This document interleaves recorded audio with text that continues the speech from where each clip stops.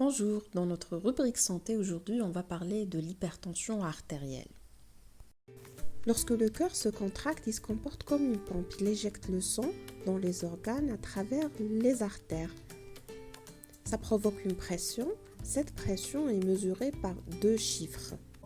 Une valeur haute, qui est la systolique, la pression maximale, une valeur basse, la diastolique, qui est la pression minimale. L'hypertension artérielle est une pression sanguine élevée.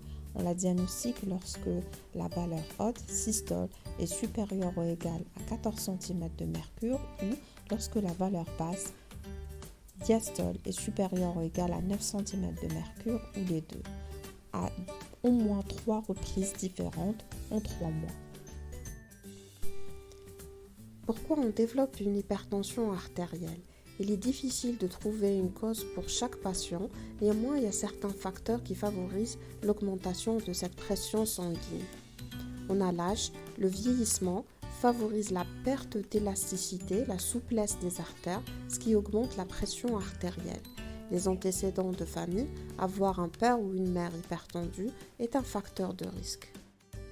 Il y a certains facteurs qui favorisent l'hypertension artérielle qu'on appelle modifiables. Ils sont liés à notre hygiène de vie. On a l'obésité, le surpoids, l'inactivité physique ou une activité physique insuffisante, manger trop salé, une vie stressante, le tabac ou encore l'alcool. Si vous posez la question quels sont les symptômes de l'hypertension artérielle, il faut savoir qu'il s'agit d'une maladie silencieuse sans symptômes. Néanmoins, il y a certains troubles qui peuvent nous alerter, comme les migraines permanentes ou au réveil le matin, des sueurs, des palpitations, le flou visuel, saignement du nez. Nos conseils. En général, avant de passer au traitement, on doit d'abord modifier notre hygiène de vie.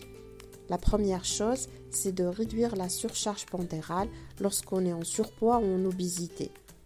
Et puis, favoriser l'activité physique, la marche à au moins 30 minutes par jour ou encore bouger le maximum.